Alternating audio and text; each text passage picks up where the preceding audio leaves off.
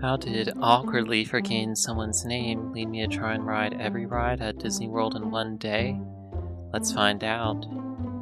Now, I'm gonna warn up front that this is not a video of me doing the attempt, but rather telling what led to this point, my philosophy, and tips for other people who want to try this for some weird reason. If you're looking to watch my actual run, click here instead. Now for some history. A few years ago, I was innocently looking for photo tips on alternative Magic Kingdom fireworks spots. Rest in peace to the best alternative, Rivers of America. Here's a picture I took. One video I liked was this one. If you park right here, you'll be able to get the Little Mermaid with the fireworks exploding here on the left side.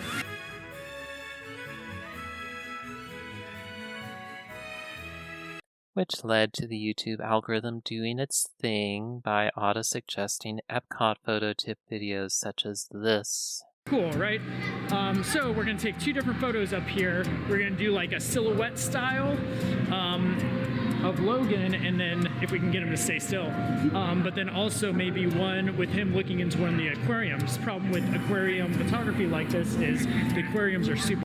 This.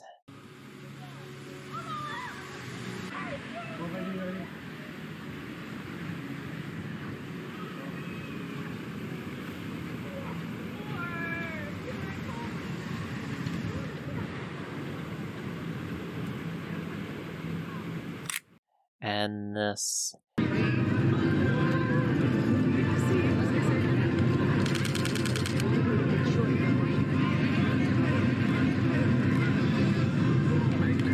Which ultimately led me to this one. So, quick one. I love Guardians. It's my favorite. It's my favorite ride, maybe ever.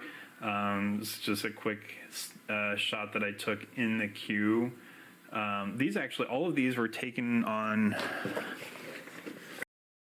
Looking to see if he had any other photo tip videos, I saw my first Every Ride video. Hey everybody, thanks for coming to my channel. Thanks for clicking on my video. What I have for you today is a really good friend of mine, Stan, and mine's attempt to ride every ride at Walt Disney World. Yep, and this was the first one I saw. Nope, not this. After this, right? If Hollywood Studios closes in 7 minutes. Hold it right there, Captain. I'm not actually the captain.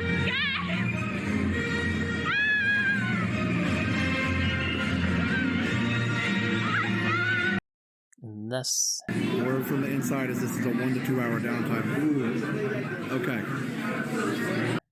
That one. Kids trying to ride every ride in one day, and we're on T-Spin. Nothing wrong with that. After a quick bathroom break, Aaron and I are now in the single rider line for Expedition Everest, which doesn't look too.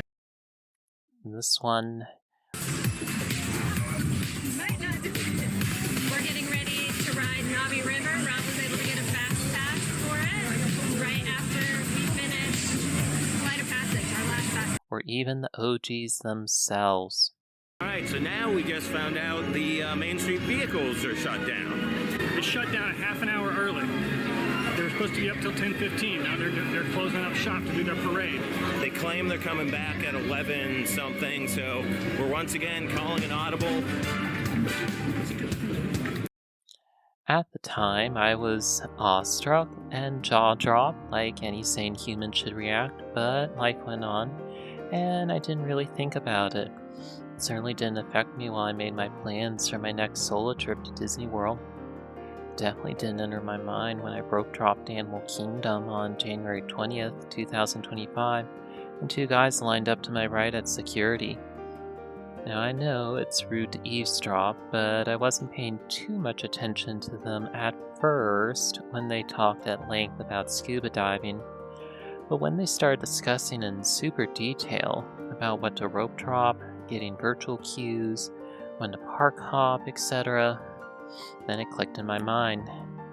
I couldn't put a finger on his name, but I remembered seeing a video of a guy who tried to ride every Disney World ride in one day.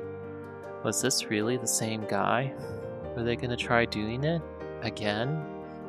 Dare I ask? Now, introversion really hit me hard. If they're really doing this, I shouldn't distract them. But would I ever see a YouTuber again? I'd kick myself if I didn't say something. If I didn't remember his name or channel. That sound rude? I decided after minutes of internal debate, it'd be best to ask before they got in ride mode if they were actually doing this. So I gingerly interrupted. Had I heard correctly that they're riding all the rides in one day?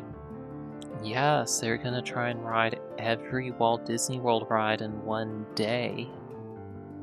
Now, Cody and David were both really kind and told me some of the overall concept and their plans. I was floored that during their last quiet time, they talked quite in detail with a stranger. They even showed me on their phone them getting virtual queue number 1 for Tiana. And 1 minute later, security opened. Cody and David were literally the first through security, and I followed close behind.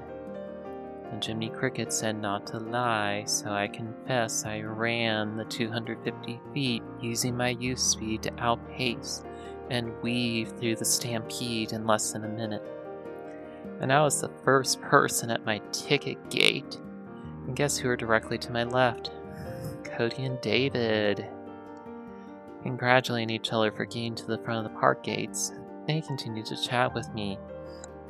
They wondered if I had rope dropped before, and I said this is only the second time I'd been to Animal Kingdom, and the first time I tried rope dropping it. They were extremely impressed that I used the bus system to come here, since I gathered they drove in. We took a selfie together. Their game plan was the first ride Flight of Passage, then Navi River Journey, then Kilimanjaro Safaris. In the meantime, Barbara from Ocoee, Florida was hyping up the crowd, while also keeping us safe and giving us tips to scan our cold fingers. At 7:13 a.m. was the blessed time Barbara let me scan in, and I was one of the very first people inside. Next was early entry check, but there was a glitch with my magic band. Oh crud. Should have I not checked out early from Pop Century yet? This would ruin my lucky streak. I explained to the cast member, and she let me go through anyhow. God bless her. I again confess I sprinted hard and totally broke through the crowd. I saw Cody, David, and 2 other people ahead of me. Wait. I was one of the first 5 people in the park? Yeah. Now I had a very different and much more relaxed day, only at Animal Kingdom, but I did see them again coming from Pandora to the safaris. Cody ultimately posted this saying they succeeded. Oh, and in case you wondered if I ever saw another YouTuber again, yeah, I also saw Quincy from All Years on the same day she was filming this video. Number 1, short-lived attractions that can still be seen. There are a couple of extinct Animal Kingdom attractions that you can actually still see in this park. There was one. And yes, I later saw her successful every ride run at this clip. To ride every Disney World ride in one day with almost 50 attractions. I've attempted this challenge 3 times with no success. Now, interestingly, another challenger ran on January 22nd, 2025 and posted this video. I was gonna do Tron tonight, but now I'm not. That launch would be painful, 60 miles an hour into the outside. No, I did not meet him. And interestingly, I rode Tron for my first time ever, and later in the night than him. So I guess in that sense, I have more guts than him. Now, to be fair, I'm sorry for his injury, and I'm not shaming him in failing or giving up. However, this specific moment and comment ignited a spark in me. If someone actively running this thought it was too hard to ride Tron, then I can do it.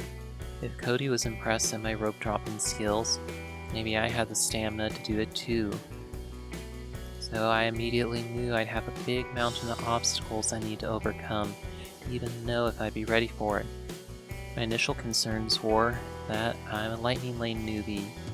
As an example, I modified my Toy Story Mania Lightning Lane to Disney Junior Play and Dance during that same trip. Ugh. I've never park hopped, never Ubered or ride shared like that. I haven't even been on 18 of their rides.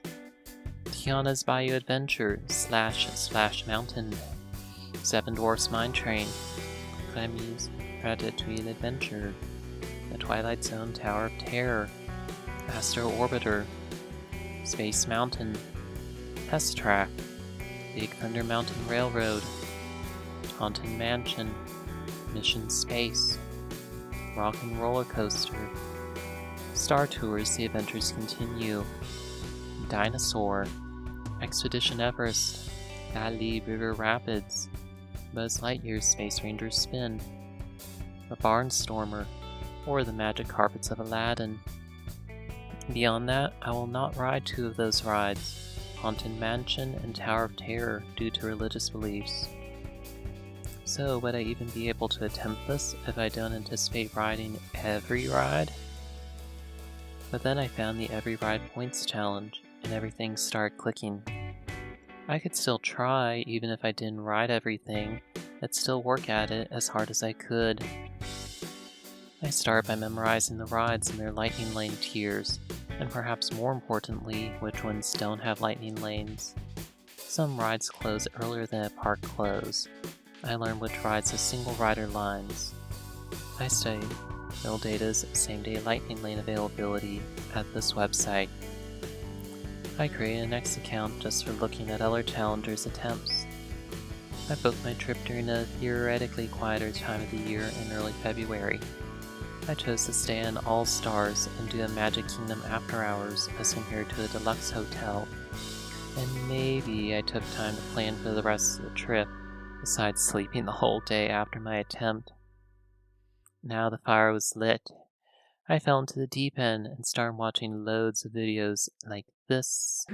I really hope that Guardians wakes me up because the last few rides have been so slow and it makes me want to just fall asleep. I'm already so tired. I've been up since 5 a.m. and I didn't get great sleep last night, to be honest. So I'm really hoping I got a good song that pumps me up for the rest of the day. And that.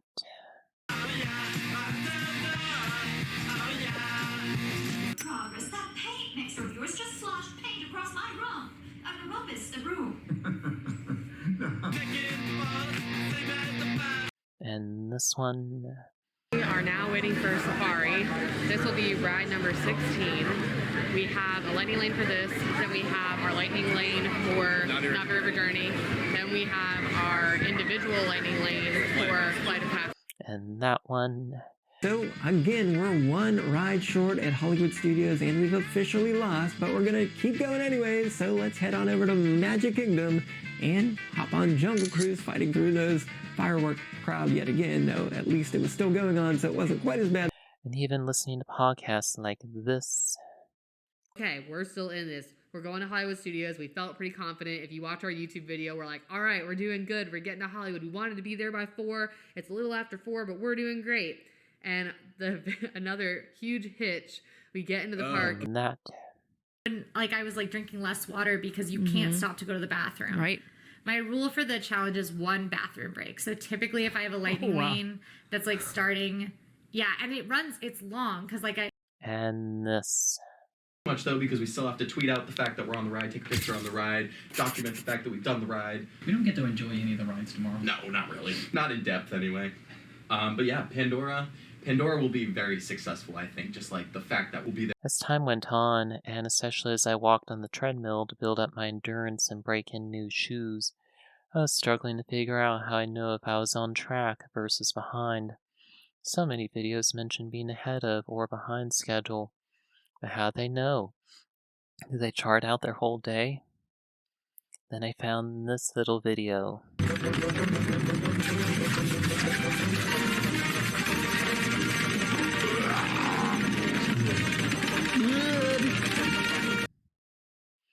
Now, is that a ride spreadsheet in the background? I doubt that's clip art. I studied that blurry background intensely.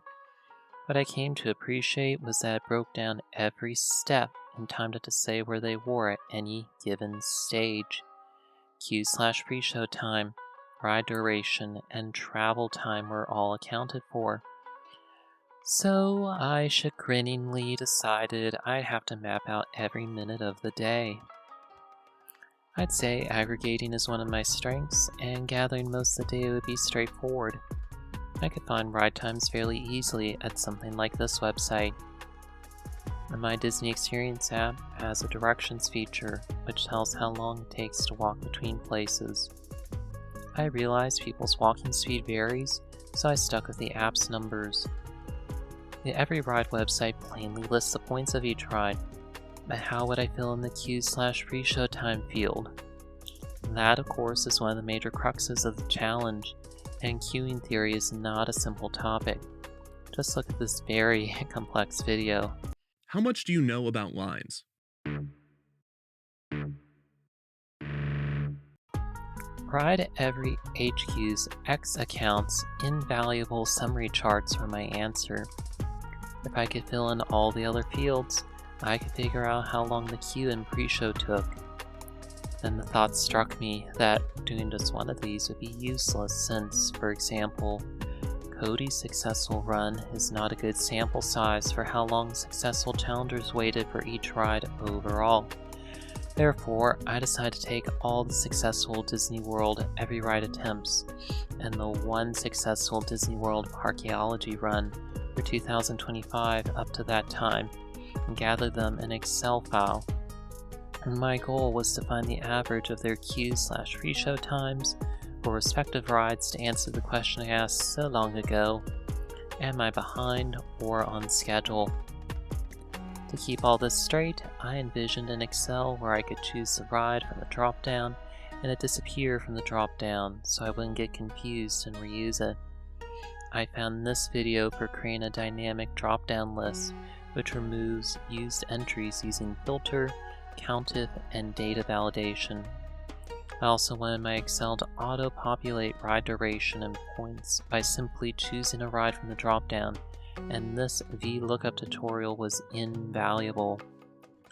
After charting 9 successful attempts in their own respective Excel sheet tab, I was able to fairly accurately map each challenger's respective queue/pre-show times field. Then I took their respective averages and rounded up to the next whole number as an additional buffer. Travel times are surprisingly enlightening since I saw walking times between some rides only allow queuing negative minutes, especially in Epcot, so that guaranteed me that running was involved. Since my formulas broke when I entered negative numbers, I entered these as 0. I also can't know how long travel time between park hops took, but I similarly use app directions to allow time to get from the last ride to the front of the park, then to walk from the next park's entrance to the next ride, and find that difference. Walt Disney World's Railroad at Main Street USA, Spaceship Earth, World Traveler, Crossroads of the World, and Joffrey's Coffee and Tea Company at Disney's Animal Kingdom were helpful park entrance and exit points in the app. With my average queue/pre-show times, I played with my runs tab in Excel. I intentionally chose a few rides far apart to allow buffers for delays, breakdowns, other chaos, and the amazing lightning lane on the opposite side of the park. Without knowing for sure what will be open, I also included a few rides at the time of recording under refurbishment, like Buzz Lightyear's Space Ranger Spin or Kali River Rapids, as additional buffers. I fiddled and played with the ride orders many times over, but I could never get a set to land before after hours close. Reworking it one last time, I finally did it, arriving in Tron exactly at 1 a.m. Victory! Until I saw Miss Big Thunder in the mix. I felt like I had to fit all the rides in to be safe, so I resigned to cutting down travel time during a park hop and reordering some rides to fit it in too. I thought I was Thumhase, or almost finished in the Navi language, in case you wonder what my channel name meant. But then the daily calendar finally released, and I saw Frozen Ever After, Buzz Lightyear's Space Ranger Spin, and Big Thunder Mountain Railroad were under refurbishment. No. I'm happy Frozen is getting new animatronics. Come on, they're stunning, gorgeous, fluid, lifelike, all those types of adjectives. But I'm sad that I'm gonna miss seeing them, since I didn't ride Frozen last time I was there. Frozen is one of my favorite movies, and I'm 1/8 Norwegian. So I redid the schedules again, but this time I could add travel time for a park hop and still make it all fit. Yay for buffers. Now to the part you've been waiting for. Tips. This is a mix for those who know basically nothing to those who want advanced tips. Parkeology versus every ride. Parkeology is the OG where two guys rode every ride in one day for the very first time on November 8, 2014. Every ride started in 2018 as fundraising for Give Kids the World Village, a non-profit resort giving critically ill kids and their families wish vacations in the Orlando area. I've never been there, but everything I've read astounds me, and they seem very deserving, so I'll put up a fundraising link while I run. Parkeology is the original challenge, but is harder than every ride. Parkeology does not allow things like after hours or party events, while every ride does. This typically necessitates Parkeology runners to stay at a deluxe hotel on an extended evening night. Main Street vehicles are required for Parkeology, while every ride counts them as optional. Hey there, I'm interrupting your scheduled programming with potentially breaking news. I actually want to add another section about the Main Street vehicles. The Every Ride Points Challenge has this specific blurb just about them. Main Street vehicles are considered a ride and a moving attraction by the Disney parks and have been included in all of our challenges previously. Once they returned to Walt Disney World after the pandemic, they have not posted operating hours and have been inconsistently deployed. This is different from how they are listed and deployed at Disneyland, where they stated daily hours of operation, which are posted on their website/app. Until and unless posted hours of operation are published on the Walt Disney World website/My Disney Experience app, the Main Street vehicles will be considered optional. That is to say that if it is completed, it will be counted in the official ride count, but it is not required for an official completion. For the Every Ride Points Challenge, anyone who completes this ride will be awarded 25 points, but it is not required to receive the Magic Kingdom Park completion bonus. However, I noticed today that I'm recording this on January 8th, 2026, that the app did list it having hours of 9 a.m. to 5 p.m. for that day. So I checked the website and yeah, it had the same hours, and more interestingly, it had the same hours up until March 9th, 2026, basically 2 months out. The farthest out I could go on this date. So I messaged Ride Every on X to see if they'd reply, but so far nothing yet. But it hasn't been that long, so we'll see if there's an update. Parkeology won't let other people bring you food or be personal assistants by refreshing lightning lanes at home, while Every Ride does. Parkeology does not have a points version like Every Ride does. If a ride you have a lightning lane for breaks down during your arrival time, you get what's called a multiple experience pass. This can be used at certain other rides besides the one which broke. Parkeology requires you to use this multiple experience pass at the same ride which broke, while Every Ride lets you use it on the other applicable rides. Physicality. Disney's official rule on running is, for your safety and the safety of others, please refrain from running except in designated areas. How much this is enforced is hard to say. People have naturally different gaits, so I guess anything from leisurely strolls to fry speed is accepted. Don't be surprised if you take enough steps to run the equivalent of a half a marathon. However, this isn't something where you're running the whole time. Obviously, you'll be standing in lines and sitting during rides intermittently. Therefore, I think training for a 5K would be helpful to practice running in bursts. You can Google Couch to 5K for lots of good resources and training plans. One easy tip is to try running 80% of the time slow enough so you can hold a conversation, and only run 20% of the time hard enough so you can't talk. Another interruption about the 5K training. I've done a week of it, and though I think it's a good idea still, I don't know if you have to be ready to run that much, that fast. So maybe do your own thing to build up endurance. Technology. You have to be quite proficient at using the My Disney Experience app to use many of its features, but primarily refreshing, booking, and modifying lightning lanes, and viewing wait times. You need to post pictures on the X app. Having a notepad app with a template of what you want to say on each X post is a time saver. You may need to call an Uber or Lyft in their apps if you plan on using those rideshare services. Lightning Lane.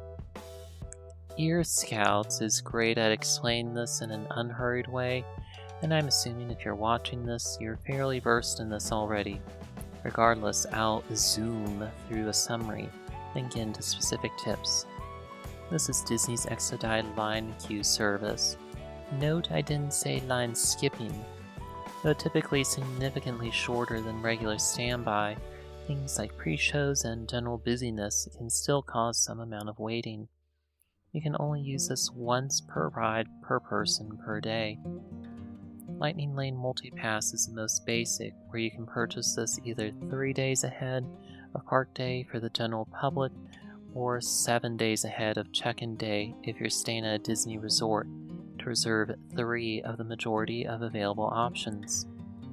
You can choose 1-hour time ranges to ride the attraction. Multipass has Tier 1 and Tier 2 options for all parks, except Animal Kingdom. You can reserve 1 Tier 1 option and 2 Tier 2 options, or 3 Tier 2 options if you wanted to for some strange reason, but Tier 1 options are more popular. Animal Kingdom just lets you choose any of 3 options with no tiers. Once you tap into one of the rides, this opens a slot and lets you add another reservation. You're also no longer bound by the tier system and can book any ride, any tier, any park. Yes, if you have park hopper tickets, you can start booking in the next park after the first tap in without having to buy for the next park. Lightning Lane Single Pass is different in that you buy for only one specific ride. As of the time of this video, Magic Kingdom has both Seven Dwarfs Mine Train and Tron, Epcot has Guardians of the Galaxy, Hollywood Studios has Rise of the Resistance, and Animal Kingdom has Flight of Passage. You can only purchase 2 single passes per person per day, so choose wisely. Lightning Lane Premier Pass lets you just walk up to any ride in the park without having to make reservations before riding it. This only works for one park. There's no hopping. It's also ridiculously more expensive than multi-pass or single pass. Main Street Vehicles, Walt Disney World Railroad, Carousel Progress, People Mover, Prince Charming's Regal Carousel, Astro Orbiter, Grand Fiesta Tour starring the Three Caballeros, and Wildlife Express Train do not have lightning lanes, so plan accordingly. And note, that's 8 rides. Now to actual tips. Being a lightning lane, which is very early in the day, is recommended, even if it's normally a short wait. Remember, as soon as you use your first lightning lane, this unlocks the lightning lane system to ignore tiers, and also allow park hopping. Earlier unlock, earlier time to play with the features. If eligible for extended evening hours or paying for after hours, it's best to buy Lightning Lane for the next busiest park. For example, if you're going to Magic Kingdom after hours, purchase Lightning Lane for Hollywood Studios. Within the My Disney Experience app, when setting up My Plans, choose one or at most 2 rides which you want to prioritize for Lightning Lanes. Then when you're playing the refresh game, these rides will be pinned to the top of the list, so you don't have to scroll down a lot to see available times. Refresh, refresh, refresh for those coveted earlier Lightning Lane times. If you see any availability, even if it's later than you want, take it. A bird in the hand is worth 2 in the bush. Plus, you can go in and modify the time. Use the top left back arrow, and modify again, and it'll refresh that way too.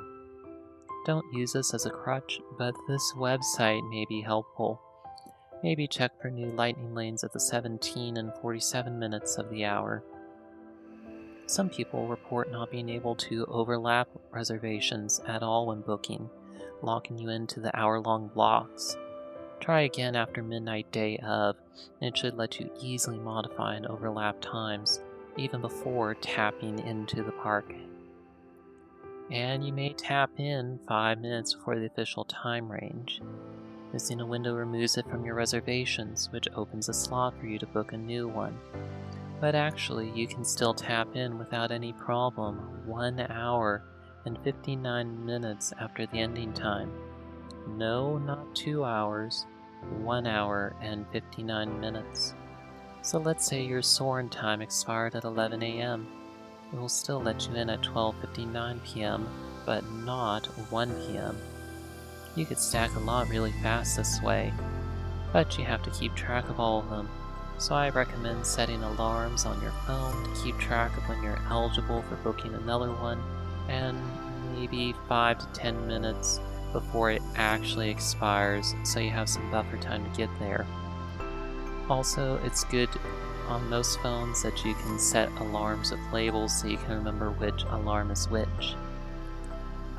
Beyond that, this 1 hour and 59 minutes thing is technically unofficial, so be thankful while it's here. Doing this as a single person versus on a team. There is a saying, if you want to go fast, go alone. If you want to go far, go together. I think this applies very well here. In a team, one person can master Lightning Lane refreshes, another can monitor wait times, and yet another could take pictures and post them to X. Though less work per person, there's more chance for interference, differing strategies, and disagreements. You also have to make sure everyone is 100% on board to doing this, because the weakest link will slow the rest down. However, you also get morale throughout the challenge. Alone, you aren't beholden to anyone. You call the shots immediately and don't have to worry if others are struggling. However, you have to juggle wait times, schedules, Lightning Lanes, posting to X, and not forget any of it. You have to motivate yourself. Now if your team is willing to split up, Test Track, Remy, Millennium Falcon, usually Rise of the Resistance, Rock and Roller Coaster, and Everest, note that 6 all have single rider lines, which save a huge amount of time. Everest doesn't have a tier being an Animal Kingdom, but all the others are tier 1s beside Rise of the Resistance, which is a single pass, which is amazing. However, trends show Rock and Roller Coaster is not a good ride to do this on, based on wait times and its seating arrangement, so I strongly recommend getting a Lightning Lane for this one. Transportation and park hops. Driving yourself lets you control when you want to drive and how fast you drive, within the speed limit. Of course, you have to pay for parking, whether at a Disney hotel, off-site hotel, and/or Disney parks themselves. Disney parking costs counts for the whole day, including park hops, so maybe preferred parking would be good in this situation, since you can use this at multiple parks the whole day.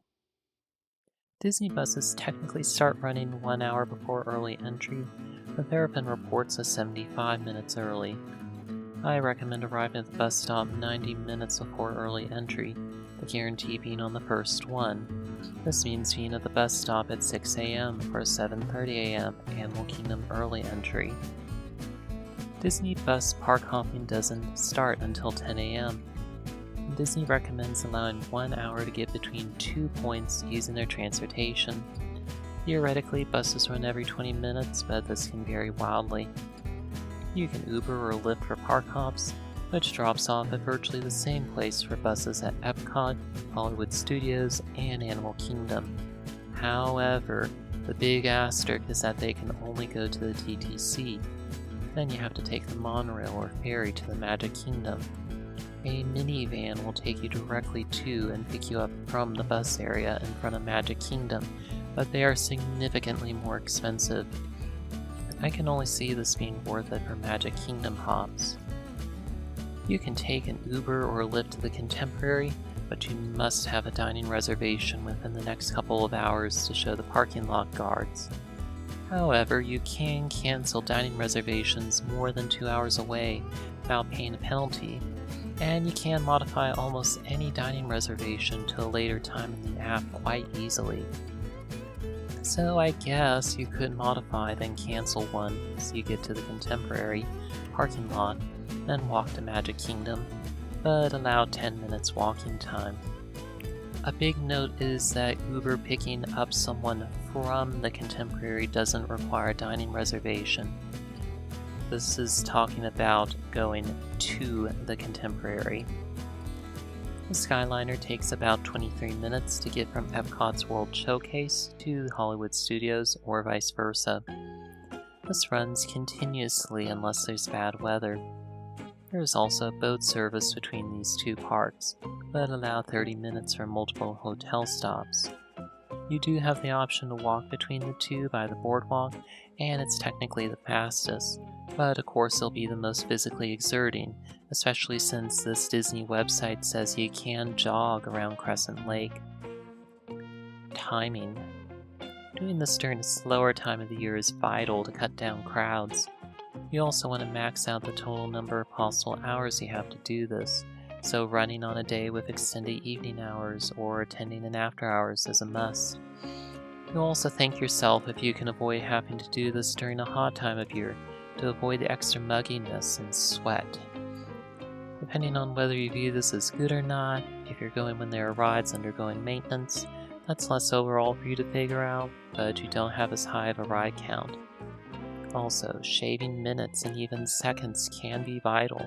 If every ride took just 1 minute longer, that could add about 15 minutes extra to your day.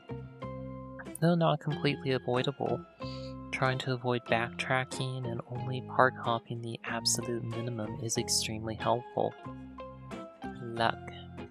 Despite your best efforts, two big things you cannot control for are weather and ride breakdowns. Any bad weather signs may close down rides which go outdoors, so plan to ride them during fair weather. Though it's tempting to wait out a ride you've waited in line for while it's broke down, you need to decide a threshold for when to bail and go to another ride so you can be doing something. Cost. Park hopper tickets, Lightning Lane Multipass and Single Pass, Disney Hotel for early entry, potentially a deluxe or extended evening, or an after hours, parking, lights, ponchos, snacks, etc. make it very hard to say a cost, but you can see it add up depending on what you choose.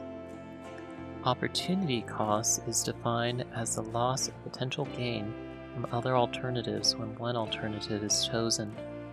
For $10.99, you can have the avocado breakfast bowl at Intermission Food Court or Tonga toast at Captain Cook's. Once you buy one, you can't choose the other with the same money. Choices prevent other ones. At the most basic level, if you choose to ride Everest, you can't ride the safaris at the exact same moment. But this isn't just limited to just ride order. Let's say you're at the Magic Kingdom for early entry at 8:30 a.m. Sure, you can rope drop Peter Pan, and that's a popular ride with long waits. But how about instead knocking out a Lightning Lane Single Pass ride, Seven Dwarfs? Now you only have to decide on buying 2 of the 4 instead of 2 of the 5. Even better, how about going to Animal Kingdom early entry at 7:30 a.m. and doing Flight of Passage? By the time 8:30 a.m. comes around, you definitely could have ridden Navi River Journey and at least be on the Kilimanjaro safaris as well. That's 3 of the most popular rides in this park, or you would have done a thing in Magic Kingdom. How about the flip side with closing a park? Yes, you can jump into a line 1 minute before park close and still ride it, even a popular ride like Tron, a single pass. So that's essentially free time. In this situation, you would also only have to decide on buying 2 of the 3 single passes. However, what if you're doing Magic Kingdom Extended Evening or After Hours? Probably the train, Main Street vehicles, Carousel Progress, and other things like Jungle Cruise or Tiana's will be closed during this time, so focus on these before the event. Mentality. No way, man, that's not possible. Is the train considered a ride? Why do you want to spend your hard-earned vacation and money on something like that? So you want to torture yourself? What do you mean Carousel Progress is a ride? So is Country Bears too? What'll you do when you eventually fail? Oh, so you're a Disney adult? You're gonna hear lots of questions. Some will be genuinely asked but may come across wrong. Others will have no faith in you and will consider it a stupid thing to do. Also consider the mental strain, having to make a decision every 5 seconds, refreshing constantly, not forgetting to actually post the picture to X even though you took the selfie. And have you heard that Walt Disney World's naturally a draining place anyway with lots of stimulus? I just want to say, if you're still watching this and considering it, I want to be one voice who says, I'm proud of you for trying. It took a lot of courage to even admit wanting to run this, create strategies, telling others about this, and researching resources like this video. These are the qualities that make a great challenger. I'm proud of you even if you don't succeed, and I'll be ecstatic when you complete it.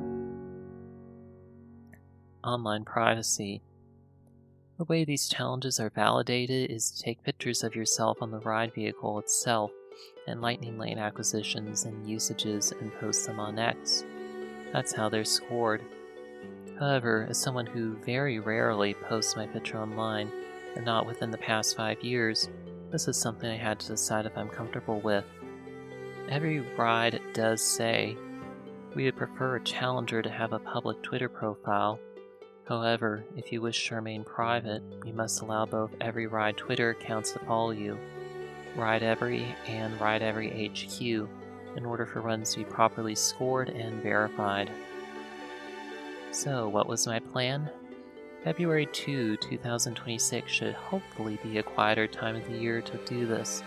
Rope drop Flight of Passage and knock out Animal Kingdom. Be ready for the 10 a.m. Park Hopper bus to the Magic Kingdom. If I was done earlier, I reserved Steakhouse 71 for noon back on December 3rd, so I could Uber to the Contemporary. I could also use a minivan if I went that route. Knowing I had an after hours that night, I'd focus on early closers, Main Street vehicles, Railroad, and Carousel Progress. I'd also do Astro Orbiter since it has a slow to load process, and I don't want to waste after hours time on it. Also, none of those 4 have Lightning Lane. I'd see if I could do Tiana so I wouldn't have to get wet after dark, since that doesn't sound fun to me. Then I'd go to Hollywood Studios.